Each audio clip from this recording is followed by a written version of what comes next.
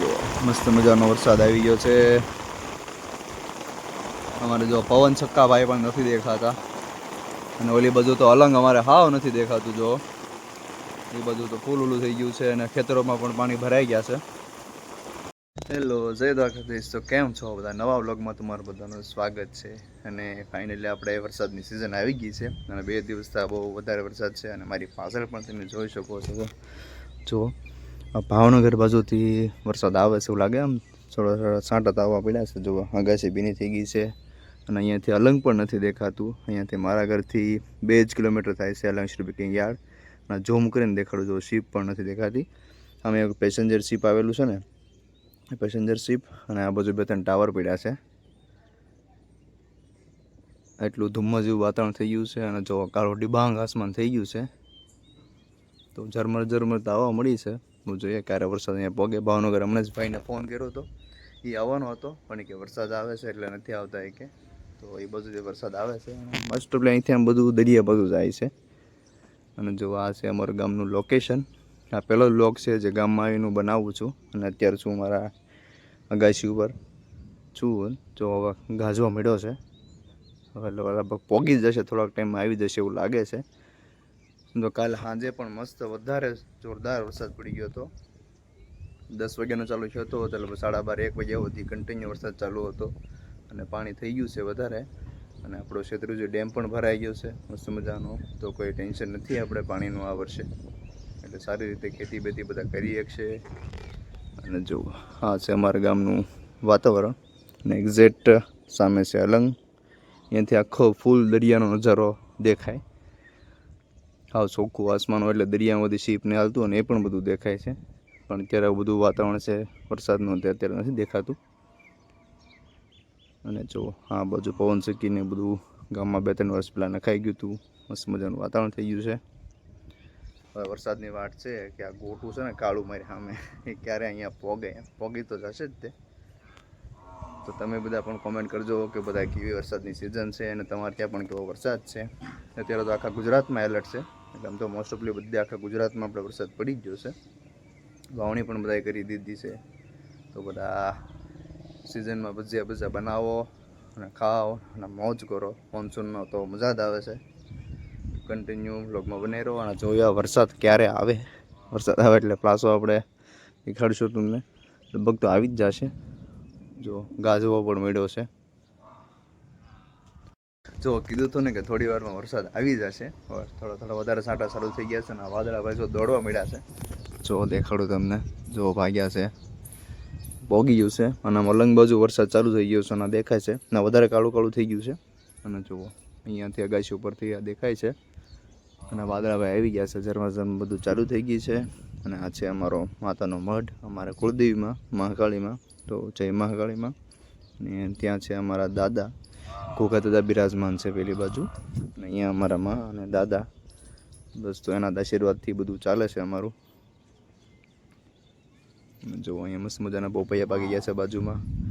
જો ગાજવા મળ્યો છે જોરદાર, હવે આવી જાય છે. હવે નીચે જોઈ લો, મમ્મીને કપડાને હું લઈ લીધું છે કે નહીં. મમ્મી વરસાદ ચાલુ થઈ ગયો, કપડાનું લઈ લેજો.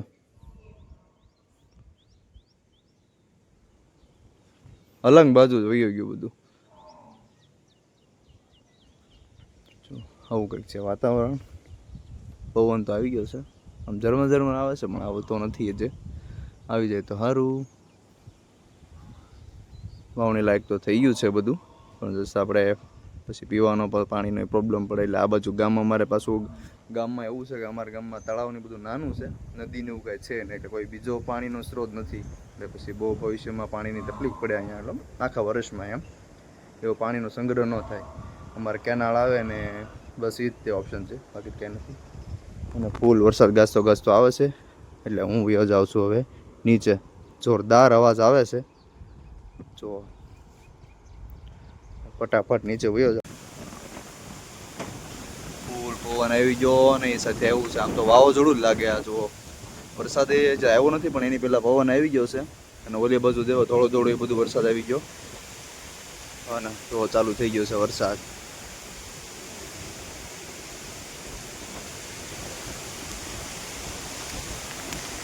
જો ઘડીકમાં તો આવી ગયો ને મોટો ધંધોળિયો પડી ગયો. જો આ પરનાળ ઉપરથી પાણી પડે છે. આ કુંડીમાં તો જાતું નથી મમ્મી, આ બહાર વી ગયું એટલું વધારે આવી ગયું. હે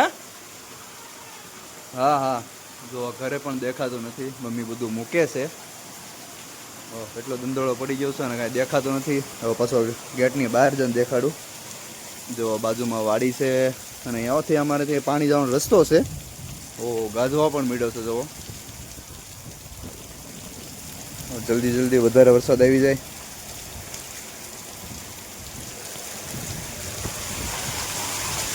આ અમારી ઘરની મિની નદી.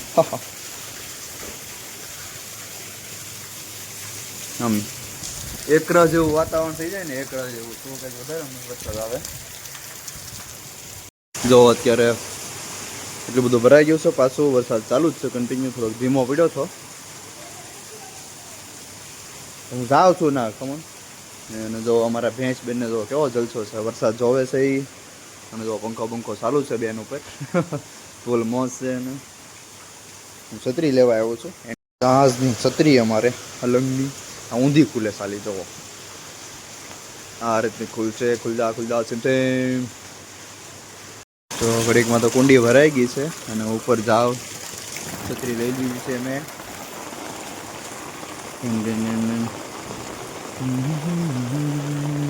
અને ઓલા પણ છે ને, જો આ ચકલીનું નામ હું કોમેન્ટ કરજો.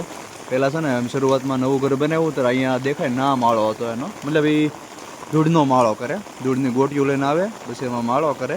અત્યારે જો બે કપાલ છે બિચારા, તો બે અહીંયા બેઠા છે. એ વરસાદમાં જો અત્યારે આવી ગયા છે, એ શાંતિથી બેઠા છે ને કેવા મસ્ત મજાના બેઠા છે.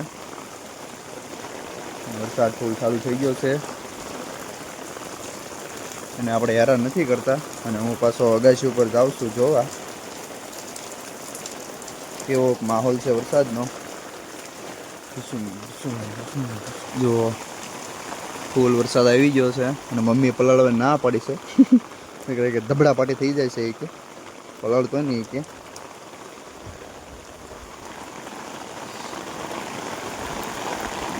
મસ્ત મજાનો વરસાદ આવી ગયો છે. અમારે જો પવન છક્કા ભાઈ પણ નથી દેખાતા.